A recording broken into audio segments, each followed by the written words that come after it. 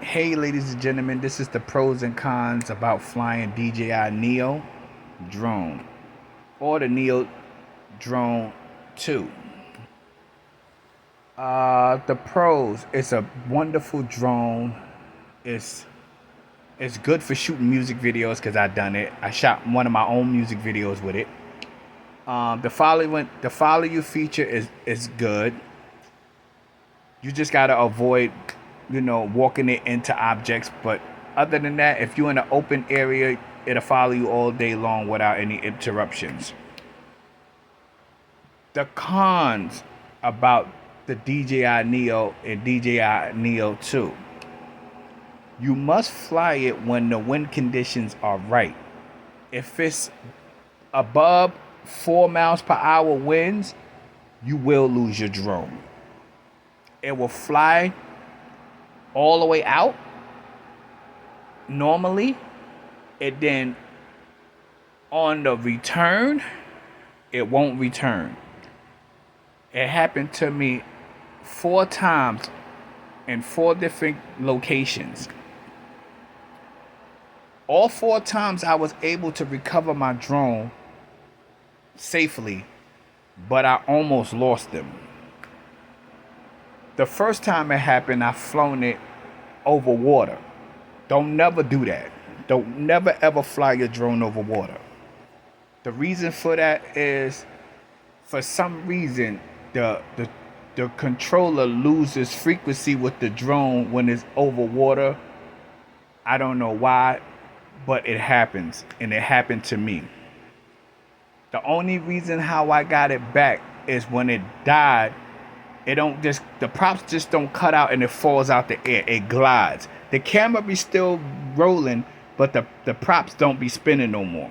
It's just gliding in the air. And you could just glide it to a safe location where you recognize to go get it. Don't fly it, don't glide it towards no roofs, don't glide it towards no parking lots. Just try to glide it towards an area that you feel safe to go get it, because it'll be hard to retrieve it if it goes on a roof or something, unless you know the neighborhood and you know everybody that lives in the area and they let you get access to their roof to go up to get it. You don't want to lose your drone. I had a situation that happened today. Today is Wednesday, January 14th, 2026. I went out and flown my drone, and it was in 7 miles per hour winds, but it wasn't 7 miles per hour winds on the ground. It was 7 miles per hour winds up in the air. And you can't really tell if it's windy up there because sometimes the trees don't move. That's how I used to see if it's windy or not up in the air, by looking at the trees to see if the top limbs on the trees are swaying. And as soon as I see them swaying, I'm like, yeah, that's too much. There's too much wind speed. Let me not fly today. But sometimes you can't go by that, because sometimes the wind don't blow the trees hard enough to move, but it could be coming from like the north or the south, and you won't even know it because you can't feel it up that high because you're not up there.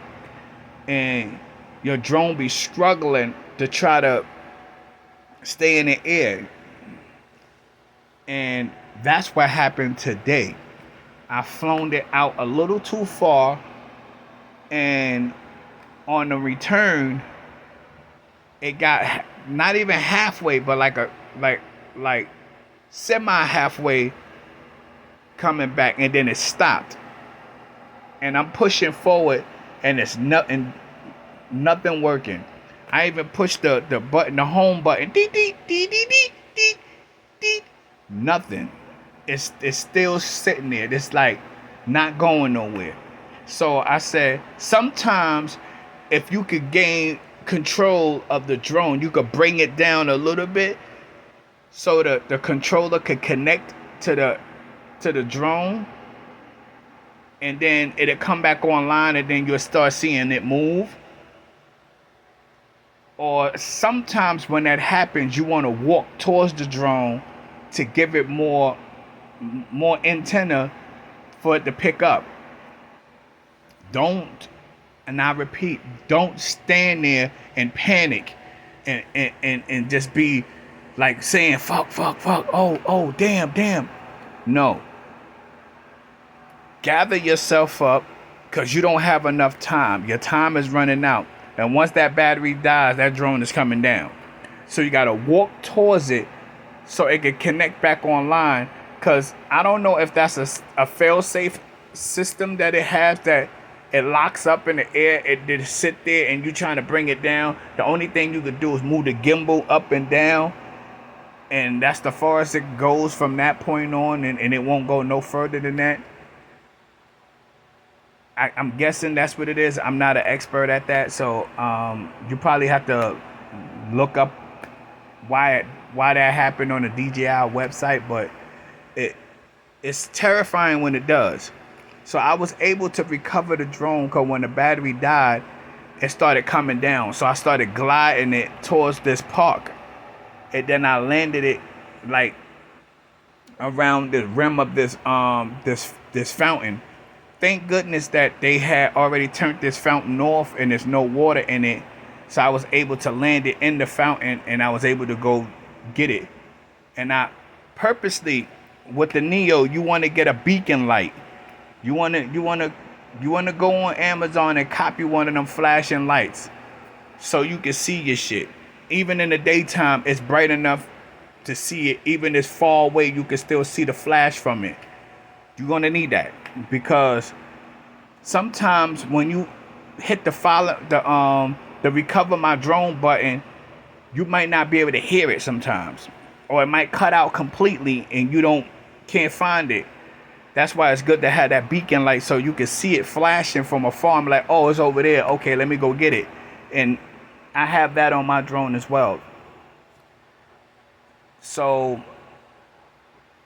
when it happened, when the drone cut out and I had to glide it through buildings and pray that it don't clip no trees on. And it did clip a tree on the way coming down, but thank goodness it clipped like such a small branch that it didn't like lose the speed and the trajectory to come down. And I was able to recover my Neo.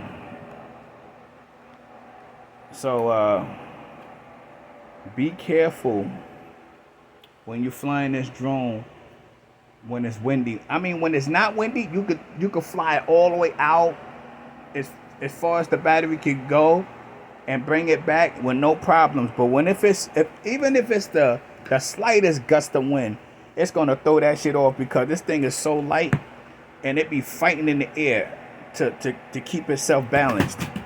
So be careful when you're flying it, because you don't want to lose it. I know it's a fairly cheap drone. It's $200, but to some people, $200 is still a lot of money. And to me, it's still a lot of money. So be careful. Have a good time flying your drone, and happy flying.